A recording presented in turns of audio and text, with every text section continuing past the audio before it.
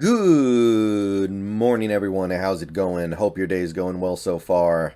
We got some more salary cap stuff to cover in this video. We've obviously spent a good amount of time talking about the cap already this offseason, but we got more to go over and we've got more to analyze because salary cap space and your ability to sign and re-sign players means a lot to this team this offseason because bottom line is this team is not good enough and they don't have enough draft picks to get better just through the draft.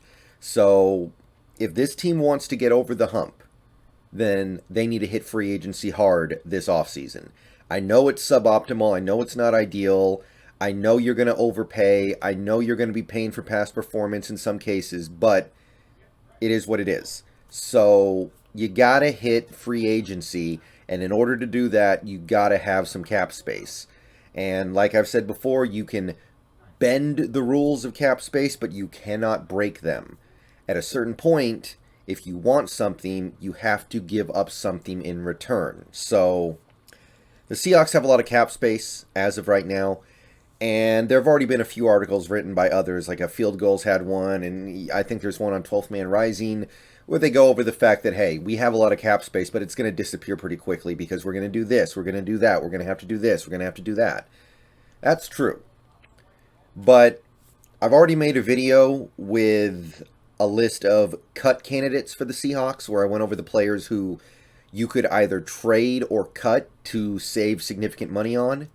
And I believe this Seahawks team has somewhere around 28 to 30 million dollars worth of very logical cut candidates on their team that they could lose and very reasonably replace and have massive savings to go spend on stuff that's going to help you more.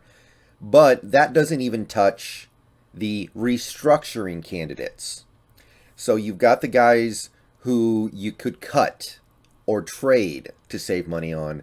But what about the guys you can restructure? So we're going to talk about what restructuring is. We're going to talk about how it works. I think I've cracked the code, guys. I did my A Beautiful Mind thing this morning for a little bit.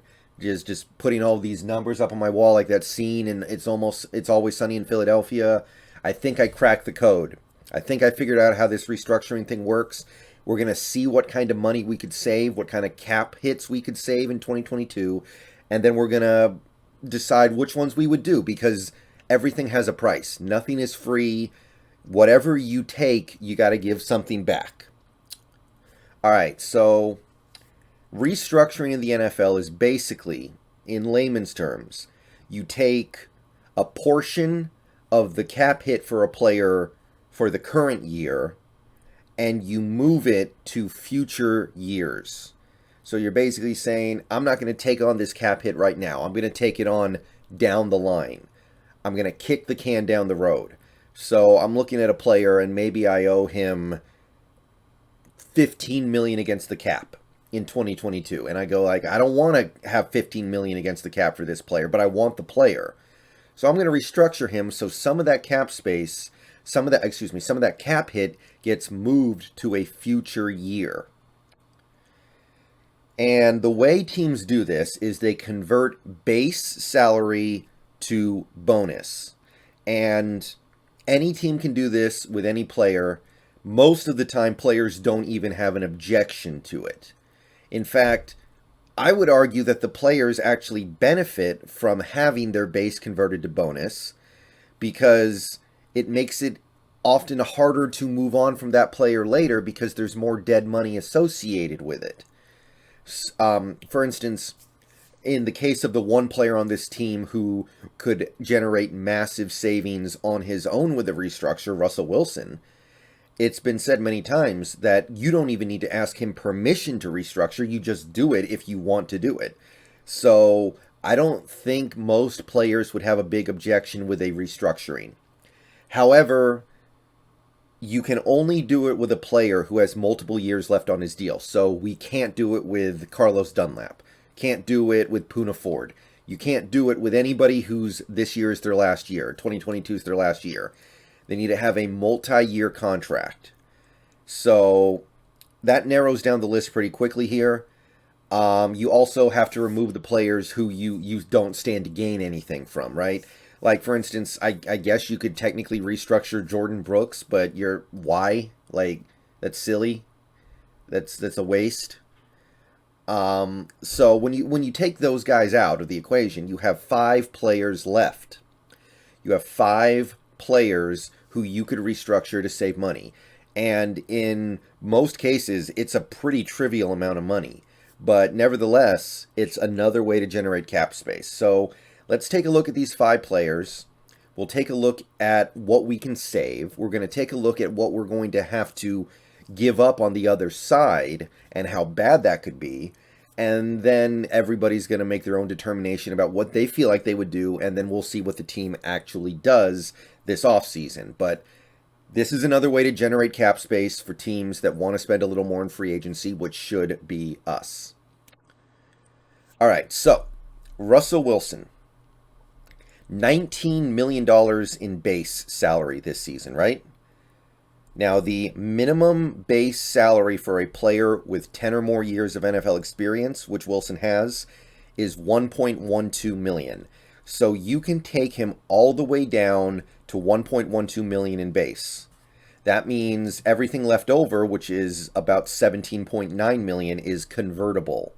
If you convert it, half the cap hit will stay in this year, but the other half gets bumped over to next year because he only has 2 years left on his deal, right?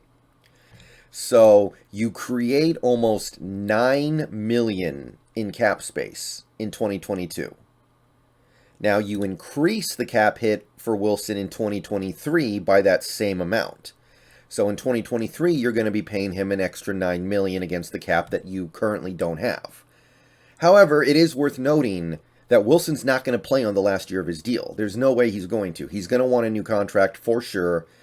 And if you think you're going to do that, then that probably gives you a way out of the worst of that contract, because if you're going to be extending him anyway, you can kick that can even further down the road. And again, to a guy like Wilson, he should be totally fine with that. It's not like he's desperate for money or anything. It's not like he has any real desire for that money to be part of his base. So I think that him wanting an extension in 2023 is pretty much a guarantee. Now, some of you guys are not comfortable with giving him that extension. I might not be too. We'll see when we get there. But nevertheless, this is a really good option for freeing up $9 million in space, and that $9 million can go far. That $9 million could cover DK Metcalf's base cap hit in 2022 on his extension by itself. Okay, the next 4 guys we're going to go over, it's kind of minor, but they're the only other 4 guys that you could do anything with. So Tyler Lockett's base for 2022 is $3 million, and you can convert 1.88, so almost 1.9 million of that into bonus. But he has 4 years left on his deal. So the convertible space you generate spreads itself out over the next 4 years. So you do decrease his cap hit in 2022 by 1.4 million, and 1.4 million is nice. And then you're increasing Lockett's cap hit over the next 3 years of his deal, so the last 3 years of his deal, by a little less than $500,000. And look, 1.4 million isn't a lot, but 470,000 over 3 years when the cap keeps going up is insignificant, so you may as well do it. Okay, the next guy is Jamal Adams, and this is peanuts right here, but we don't have a lot of options here, so we may as well talk about him for a minute here. He has 4 years left on his deal. He only has about 970 grand convertible because his base for 2022 is already super low. So this is like really pinching pennies here, but let's remember the Rams were able to get Von Miller with a paying him only about this much money for 2022. When they made that trade for him, they milked the salary cap to the point where they were able to get him for just that amount of money because the Broncos paid the rest of Von Miller's salary in exchange for extra draft capital. So if the Seahawks are really dedicated to going all in like the Rams did this year, then $723,000 could mean something. So you could save $723,000 approximately in 2022 cap, and Jamal's cap hit for the next 3 years after that would go up by less than a quarter million, which is so insignificant. It's not even funny. We might pay our laundry guys that much money a year. I don't know. We might pay our water boys that much. I don't know how much a water boy in the NFL gets paid. But it's so insignificant on that end. You could do it, but it's also so insignificant in terms of savings. You would only do it if you're trying to really, really milk this cap for all it's worth, like the Rams did with the Von Miller thing, because they went right up against the cap to do that. Okay, so the next guy, and this is really the last guy who would save you anything significant, Russell being the main guy, Gabe Jackson. Base salary in 2022 is $6 million, and he has 2 years left on his deal. So you can convert his base salary all the way down to 1.12 and save yourself to the tune of 2.44 million. So almost 2.5 million against the cap. However, you have an equal hit increase for 2023 for the last year of Gabe's contract. And I believe that would all be dead cap if you move on from him. So I'm not a huge fan of this because I think the plan should be to let Gabe Jackson play out 2022, get what you can from him, and then you cut him next offseason, only owing him $3 million. But if you do this, then you're going to owe him more than $3 million. And it's not a huge amount, but I would personally prefer to avoid this. However, $2.5 million could go a long way on the free agency market this offseason, and if you feel like you can use it well, you should probably do it. So that's another decent option. Finally, the last guy that we could realistically do this with would be Michael Dixon, who got his extension last offseason. It's not the greatest practice in the world to restructure a dude right after you sign him, but you can do it, and the ramifications are not big on either side. He's due just over $3 million in 2022 base. You can convert just over $2 million of that and reduce his base salary to just over $1 million, and you can create $1.5 million in cap space in 2022. Now, you're taking on a cap hit that is going to be enlarged by about $500,000 a year for the next 3 years. But that, again, it's not even really worth talking about. The cap might be $300 million in 2025. Like $500,000 against the cap extra is totally worth it if you feel like you can get that $1.5 million this year to go a little further for you. So I'm not saying your ability to use that last $1.5 million is going to be on the table, but if it is, this is one of the things you can do. So you add it all up with these 5 players who you could all very reasonably restructure.